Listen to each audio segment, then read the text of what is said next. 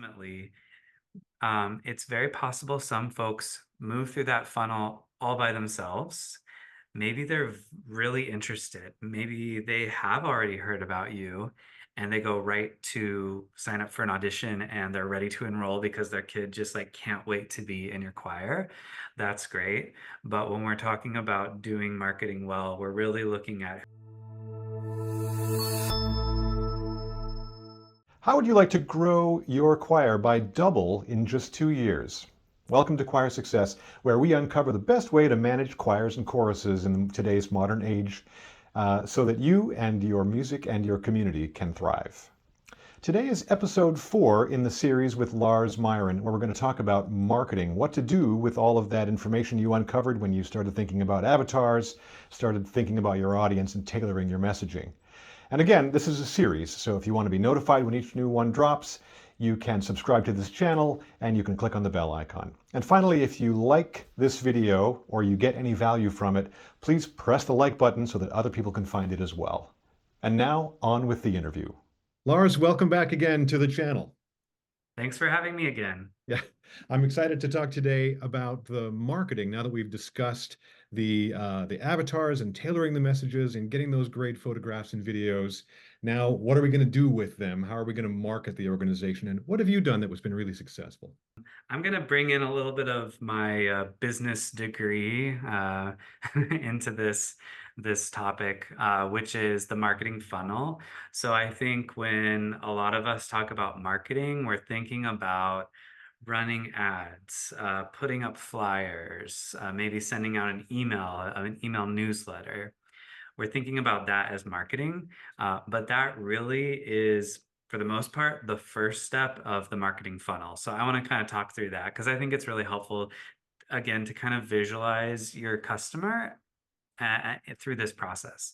So if you search marketing or sales funnel on Google, you'll get a lot of different images and they all look different. They all have different amount of steps. So the marketing funnel that I'm going to refer to has 4 stages, and it actually is a funnel. And the reason it's a funnel is because the most amount of people live in the top in the first stage, and through each stage, there become less and less people. So let me walk through that. The top of the funnel is awareness. Who knows about your organization? Who knows what you do? Who knows that you offer choir or you offer a dance class or whatever that might look like? So do they know you? Do they know Columbia choirs? That's awareness. And like I said, for the most part, running a Facebook ad, running a recruitment flyer is probably the first time that someone's learned about you. So this really is making them aware. The next stage down in the funnel is interest. And just to be blunt, not everyone that sees your ad is actually going to care, but there will be many people that will. So are they interested? The next stage down is evaluation. So now that they're interested, what links are they going to go to understand what you're offering and if it's a good fit for them? So, in the example of a car, the evaluation stage may be test driving the car, or talking to someone that has that same car and asking them if they liked it. So that's evaluation. And then the last stage of the funnel, as I see it, is action. So for us, the end goal is for them to enroll in the choir, specifically when we're talking about recruitment. Now, when we're talking about concert ticketing, our end goal is to purchase the ticket and come to the concert. But focusing on recruitment, the action is enrolling. So again, the funnel being awareness, interest, evaluation, and action. And so if I may, I would love to go through each of those 4 stages a little bit more, and I can talk about what we've done, because ultimately, it's very possible some folks move through that funnel all by themselves. Maybe they're really interested. Maybe they have already heard about you and they go right to sign up for an audition and they're ready to enroll because their kid just like can't wait to be in your choir. That's great. But when we're talking about doing marketing well, we're really looking at what is the type of person that needs to be helped along through the funnel. Yeah, that So, makes sense. Please do go through it from top to bottom. I think we both know most people, most groups get this somewhat wrong. yeah, and I think like, as you get to be more and more sophisticated here, as you learn more, you get to say like, what are these? I say levers a lot. What are these little levers or dials that I can just hone in and see a big impact in? So it's not that you necessarily have to get it all right tomorrow, um, but hopefully something kind of sticks with you of like, oh yeah, we can do that in a month. We can do that for our next marketing or recruitment push. So, starting at awareness, I won't spend too much time here because I think, like I said, this is what a lot of folks think about when they think about marketing, running Facebook ads, Instagram. If you're on TikTok, it doesn't have to be something that you pay money for. So it could be what's considered organic. So making a TikTok and sending it out and getting 1,000 views is organic. You aren't paying for that. Could be email campaigns, flyers on the community board at the local coffee shop. And ultimately, the goal of the awareness stage is to get them to say, click a button, visit your website, and learn more because we want them to, if they're interested, if they're moving into the interest part of the funnel, we want them to know how to learn more. And that's So the call to action. yes, call to action. Yes, technical term there. So, like I said, that could be a button, and the call to action could be learn more. The call to action could be sign up now. You can sort of play with what those words are, but ultimately, I think this is really important because sometimes I do see groups running a Facebook ad and there's no link. You're leaving them on an island. You're you're making them do the hard work of like, okay, Columbia Choirs, oh, columbiachoirs.org. Okay, I'll search that. Um, so make sure there's always a link or something for them to actually take that action on so that if they move into the interest part of the funnel. So now they've clicked your button in your email campaign or your link, and now they're interested, but they're still not quite sure, like, what is this? I want to know more. So one of the big things that we've done, besides just improving our website, and this is something our website is kind of my baby. I've been tinkering with it for the last 7, 8 years. Um, so we've gotten to what we think is a pretty good website, but it's really important when you're thinking about these campaigns, these recruitment efforts, uh, looking into landing pages. So a landing page at its most simplest form is a web page that is as clear as possible in its purpose. So, for example, if I was to have a landing page for a concert and I run an ad and they click purchase tickets or learn more about this concert, you don't want it to also say we have choirs and we do community service and we do all these things. You want it to say this is the concert you're interested in. Now buy your tickets. So when we're talking about enrollment, we started by creating one landing page that was, yes, enroll in our choirs. Come sing with us. It's amazing. We have choirs for children, for youth, for adults. Um, this is what a rehearsal looks like, or this is what the yearly schedule looks like. This is what tuition looks like. Hey, we have financial aid for anyone that needs it. We will support financially. Here are some pictures from our last concert. And then at the bottom, there's a sign up form. So you're just trying to kind of really focus folks in on the important information to build that interest, to help them through to start to evaluate your organization. And one of the key things that we've done here in this sort of interest evaluation stage. So as of a couple of years ago, our main call to action on our website was request an audition. So this was someone was ready to start the enrollment process. For us, that means an audition. And depending on the age, that audition is much less rigorous and is more of just a touch point. And is this a good fit for the singer? We found, and this was mostly through talking to folks and considering our customers and our those avatars, that request an audition button was a little bit of a barrier It's too much because of a commitment all at once. They're not ready for yeah, it yet. yeah, what do I do if I don't want to request an audition? Like, I mean, I guess I could pick up the phone and call you or email you a question, but like, what's Yeah. for that? So we tried to kind of flip that. We tried to take a step back, and now we're just considering it. Show us your interest. Are you interested in learning more and joining one of our choirs? Complete this short form and hit submit. And I do think that this has been a huge factor into how many requests we've got.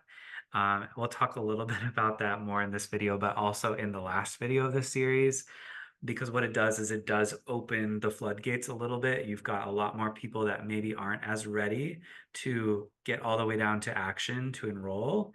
You have to talk to more people, but in my opinion, and the reason why we're doing it this way is it's so much more powerful to start that conversation. You get to help a lot more people through this funnel and not, oh, request an audition. My kid's not that serious about it. I'm going to close out of this browser tab and maybe we'll come back to it. So that's been an important step of helping people get from the interest phase to the evaluation phase. So this is that third phase in the funnel. So for us, they filled out that interest form. They've taken some action. So it's kind of a midpoint, but they haven't enrolled. We now want them to sign up for an audition or a choir placement, as we call it. Um, so they've shown interest, but our job's not done. They might still have questions like, how good is this really? And what do they actually sing? And are you affiliated with a church? And all the questions that we get. Is Why this do a you, if I can interrupt just briefly, why do you call it a choir placement instead of an audition? Well, that was one of those wordy things that we worked through. Again, trying to lower the barrier. So this is mainly the first year we across the board, children, youth, and adults changed the wording to choir placement. And then last year we took the adults back to audition because it really is more of an audition. We only have so many spots. We do need there is a bar kind of music experience and music reading and learning capabilities. So that choir placement got a little confusing for that segment.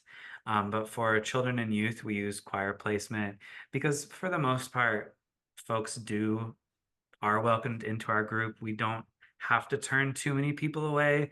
There are just some folks that are not ready. And when you're maybe a 13-year-old and you've never read sheet music before, our organization, that child is just not going to be successful at that pace of that age group. So, but for the most part, we really are making sure that this child gets in the right group. If they're in fifth grade, they could be in this group or this group based on their experience. So we have been using choir placement for the last couple of years with some refinement and again, kind of another tactic to make it less scary and get folks in the door. Right, because it was an obstacle in the funnel. And so you were fine-tuning the obstacles out of the funnel at every stage. Yeah. Yep. Um, so the evaluation, they're trying to sign up for that. We want them to sign up for a choir placement. As soon as they complete that interest form, we have an automatic email that comes to them that looks like it's from our program coordinator and says, thank you so much for showing your interest. And depending on the time of year, if we aren't currently signing up for auditions, we say, we'll reach back out to you when we have slots available. Um, right now, it's the spring. We're already looking ahead to next season. So we'll be switching those over and we're going to start saying, click here to sign up for your choir placement. So that's automatic. We then keep track of who has signed up. Some people just click that button, sign up, they have a date, and again, they're great. We don't normally have to talk to them too much unless they have a question. We're really focused on the folks that fill out the interest form but haven't yet signed up for choir placement. How can we help them evaluate? Do we send them? So sometimes we'll send them a manual email from our program coordinator again and say, hello, I'm so and so. Thank you for showing interest. Curious if you have any questions about the choir. I'd love to chat with you about that. Some folks take us up on that. Some folks, there's in that email, again, there's also always a link to sign up for the choir placement. Some folks just click that link and sign up. Some folks ignore us, and that's part of the fun of all of this. But again, just trying to provide any answers, any materials. And I'm already starting to think about how we can continue to do this better in those follow-up emails, making sure there's pictures of our choirs singing, like remind them that great imagery that they saw in the awareness stage, Right. remind them of that as we're hoping that they sign up for that choir placement. Um, so that's that evaluation stage, evaluating, is this going to fit into my schedule? Is this a good amount? Is this good for my child? Is this good for me as an adult singer? And then the goal of that stage is ultimately to sign up for an audition. And then the final stage of our funnel is the action stage. So they come to the audition, they complete the audition, the choir placement. We then need them to take one more step, which is to officially enroll. So we make sure that that audition and choir placement experience is smooth. It's another touch point for us. They walk in the door, we finally meet them face to face, and we're a smiling face. And we say, what questions do you have? And we say, oh, let me tell you about this. Oh, yeah. Oh, we just got back from a tour to Australia. We took 30 teenagers to Australia for 10 days, and it was incredible. These kinds of stories that you can start to tell, that really help people kind of understand what they're walking into. And then they go away, and we send them what we call our welcome email. And again, with a very easy click to our enrollment form. So again, we do have folks fall out of the funnel at this point. They say, "Oh, sounds fun, but it's not going to fit into our schedule." But for the most part, folks click through and enroll, and we now get to have them for the rest of their time in our choirs as a member. Today's episode is brought to you by Choir Genius. If you're watching this channel, you already know that managing a choir can be really challenging, especially with limited resources. Choir Genius is a software platform, both a website and a mobile app, that makes it much easier. With tools for managing members, planning events, simplifying registration, and boosting donations, it combines many tools into one simple solution. See the difference for yourself and try it for free at choirgenius.com. And now, back to the interview. So let's talk rough numbers. I'm very curious. So if you want to have, just for the sake of round numbers, 100 people go through the final stage, how many do you need at the previous stages roughly to make that happen? Well, I would say that this is really going to depend, one, on the organization, and two, on all of every decision you make throughout the funnel. But I can share some numbers from this last season. This last season, we took the time to track a lot of this funnel business to try and get some of these what are officially called conversion rates. So you can look up conversion rate. So, and I pulled some of these numbers, so I'm going to read through some of the numbers. So, this last season, this is now September recruitment and January recruitment. We do two main recruitment pushes each year. We had 296 fill out an interest form, and we had 124 enroll. So that's about a 42% conversion rate. And what final stages were we at there? So that was interest. So filling out the interest form to enroll. So that kind of skips that evaluation. Okay, okay. But between those two funnels, we're talking 42% success rate, Yeah. which is Yep. probably very good, probably very high. I'm happy with that. Yeah. I split it out into a couple of the segments. So example for adults, we had 78 fill out our interest form. Of those, this one I do have the mid step. So of those, 72% signed up for an audition. So 56 total. And then Of those 56, 57 enrolled. So 32 total. So Oh, 78 for 50. Okay. I thought we went up by one number there, but we were talking about 57%. yes, Yeah. 57%. Yes. Of those 56 people, 57 enrolled. Yes. So again, some of that is not a good fit. Some of that is, oh, I have, I'm not going to be able to do it this year. Um, so that was 57 for the children and youth. I can walk through those numbers. We had 161 fill out our interest form this last season. Of those, 76% signed up for a choir placement. So pretty similar to the adult conversion rate of signing up, that moving into the evaluation, audition, choir placement phase. So 76%. And then of those that enrolled was 75%. So at the end of it, we welcomed 92 children and youth, new children and youth singers this year. So um, comparing interest to enrollment of children and youth, we had 161 interest and we had 92 enrollments. So that's about a 57% conversion rate from interest to enrollment. Wonderful. I think one of the keys, if I were to take a step back and take a look at this, I think one of the keys to your success is how scientific you're being about it, and also the willingness and sort of the to put the energy into tracking all of these numbers so you know where the obstacles are so you can address them. Yeah, it has not been overnight. This season I have those numbers for. Last season our numbers aren't as sophisticated, but every step to understanding more and more about what you're doing well is super helpful. So yeah, it has been worth it. It has been a lot of work. We'll talk about that in a couple episodes about the amount of work, but it has totally been worth it because now we get to look back on our and see what actually were our successes numerically, quantitatively, and we get to replicate those and continue to improve. Wonderful. Thank you so much for all of that. I look forward to talking to you again in episode 5. Great, thanks. I'm really excited about the next video in this series with Lars Myron, where we're going to talk about onboarding. So subscribe to the channel if you haven't already. Click on the bell icon so YouTube will let you know when it drops. And if you liked this video, click on the like button so other people can find this content as well. Thanks and have a great day.